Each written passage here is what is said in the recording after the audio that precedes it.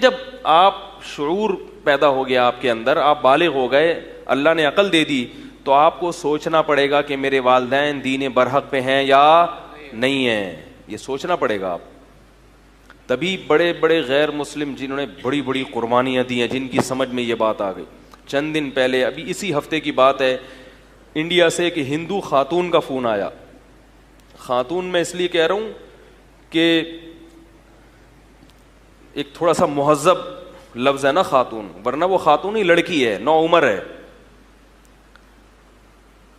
نو عمر خاتون ہے. فون آیا کہ میں نے اسلام قبول کیا. بہت ہائی پروفائل ایجوکیٹڈ لڑکی, پڑھی لکھی خاتون, اسلام قبول کیا ہے اور کسی نے بھی تبلیغ نہیں کی تھی. خود سے ہی بار بار ضمیر نے ملامت کی, بھئی دیکھو ریسرچ کرو, تحقیق کرو, کیا ہے یہ. اور اللہ نے اس کو اسلام کی توفیق دی, مگر خاندان کے سامنے ظاہر نہیں کی. چھپ کے نمازیں, چھپ کے روزے, کتنی ہمت ہے, کتنی بڑی ہمت کی بات. جس کی سمجھ میں بات آ جاتی ہے وہ بڑی سے بڑی قربانی دینے کے لیے. تو میں نے اس کو کافی سمجھایا. میں نے کہا دیکھو آپ کے گھر والے دباؤ ڈالیں گے, آپ نے اسلام چھوڑنا نہیں ہے. اس نے کہا میں نے یہ عزم کیا ہے, میری جان چلی جائے, مجھے قتل کر دیں, میں اب اسلام سے پیچھے ہٹنے والی, اسلام سے میری جان چلی جائے, مجھے قتل کر دے, میں اسلام سے پیچھے ہٹنے والی نہیں ہوں میں. تو میرا ایمان بڑا. میں نے کہا دیکھو ایک عورت ہو کے, کمزور ہو کے اللہ نے کس قدر ہمت دی ہے. تو بھائی جس کی سمجھ میں آ جاتا ہے نا, اور سمجھ میں کس کے آتا ہے, جو سمجھنے کی کوشش کرتا ہے, تو اس کو سمجھ میں آئیں گی یہ باتیں. سننے کے لیے ٹائم نہیں ہے تو تیاری کے لیے کہاں سے ٹائم ہوگا. یہی وجہ ہے کہ بڑے بڑے فنکار اور گلوکار ہم نے دیکھے ہیں کہ جن کو جب سمجھ میں بات آئی تو انہوں نے شوبز کو ہمیشہ کے لیے چھوڑ دیا.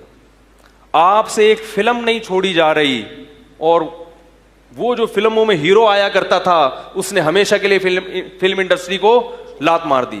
اس کو پتا چل گیا کہ مجھے اللہ نے کیوں بنایا ہے, مگر اس کی فلم دیکھنے والے کو پتا نہیں چل رہا کہ اللہ نے مجھے کیوں بنایا ہے.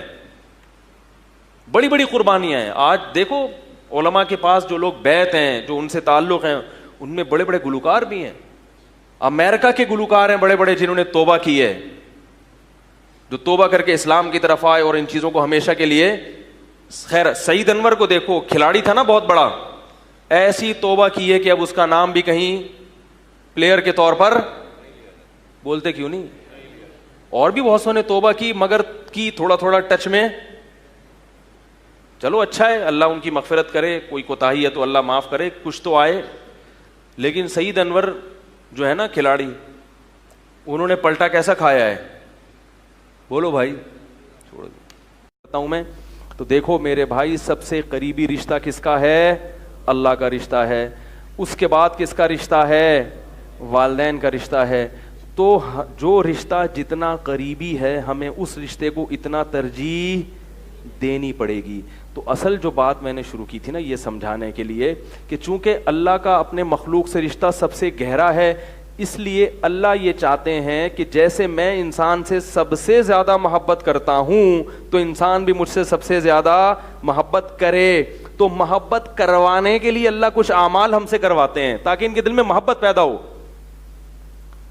وہ اعمال کچھ تو روٹین کے ہیں, جیسے 5 نمازیں پورے سال پڑھنی ہیں, زکوٰۃ بھی دینی, صدقات و خیرات بھی پورے سال.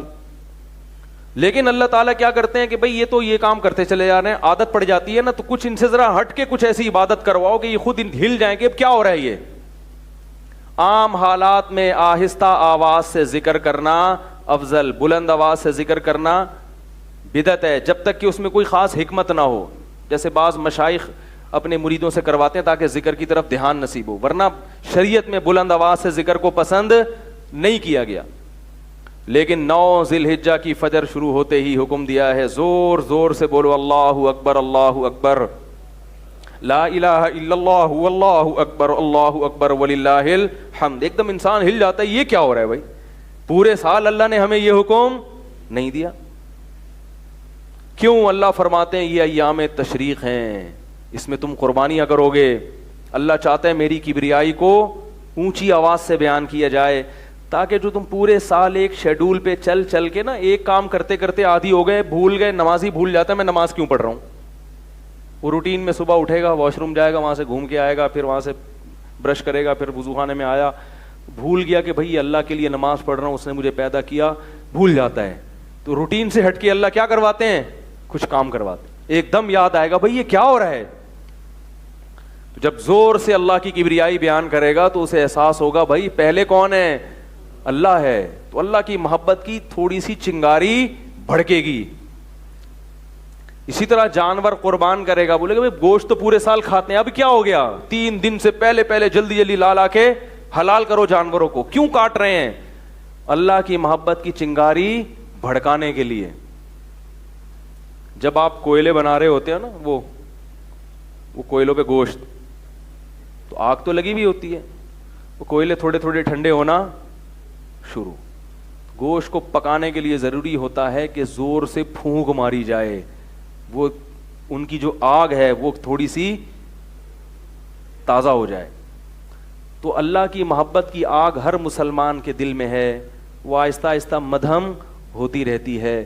تو اس طرح کی عبادتوں کے ذریعے اللہ پھونک مار دیتے ہیں ہمارے دلوں میں, اور محبت کی چنگاری بھڑکنے لگتی ہے, اور اعمال کے جو تکے ہیں وہ پکنا شروع ہو جاتے ہیں, ان میں ذائقہ اور ٹیسٹ پیدا ہونا شروع ہو جاتا ہے. ورنہ عمل میں جان ختم ہو جاتی ہے ایک ہی روٹین پہ چلتے رہو. اگر بات آ گئی سمجھ میں.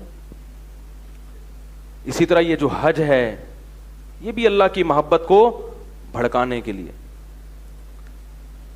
تو ان سب چیزوں کا بنیادی مقصد کیا ہے, اللہ چاہتے ہیں میرے بندے مجھ سے, دیکھو اللہ کو ماننے والے دنیا میں بہت ہیں, سائنسدان اللہ کو مانتے ہیں, سائنٹسٹ, لیکن اللہ سے محبت کرنے والے دنیا میں کم ہیں.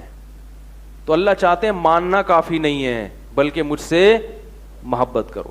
تو یہی بقرہ عید کا پیغام ہے کہ اللہ سے والہانہ محبت کی جائے, جذباتی محبت کی جائے, صرف عقلی محبت کافی نہیں ہے. جیسے والدین چاہتے ہیں جذباتی محبت ہو, ایسے ہی اللہ چاہتے ہیں مجھ سے محبت جذباتی. اللہ تعالیٰ سے دعا ہے کہ اللہ ہم سب کے دلوں میں اپنی محبت کی چنگاری پیدا کرے, اور اتنی محبت کہ اللہ کی نافرمانی اور گناہ ہم سے چھوٹ جائیں. اتنی محبت اللہ چاہتے ہیں کہ ہو کہ تم میں سے کوئی شخص بھی زنا نہ کرے, بد نظری نہ کرے, انٹرنیٹ پر ناجائز چیزیں نہ دیکھے, اپنے چہروں کو محمد صلی اللہ علیہ وسلم کے چہرے کے مطابق بنا لے, رشوت نہ کھائے, سود نہ کھائے, عورت پردہ کر لے. یہ تمام چیزیں اللہ کی محبت کے بغیر ممکن نہیں ہے. محبت نہیں ہوگی نا تو دلائل دیتے رہو گے, بحث کرتے رہو گے, نہیں یار یہ کیوں یہ کیوں یہ کیوں. محبت ہوگی تو جیسے جیسے اللہ کہے گا ویسے ویسے کرتے چلے جاؤ گے. تو یہ مقصد ہے.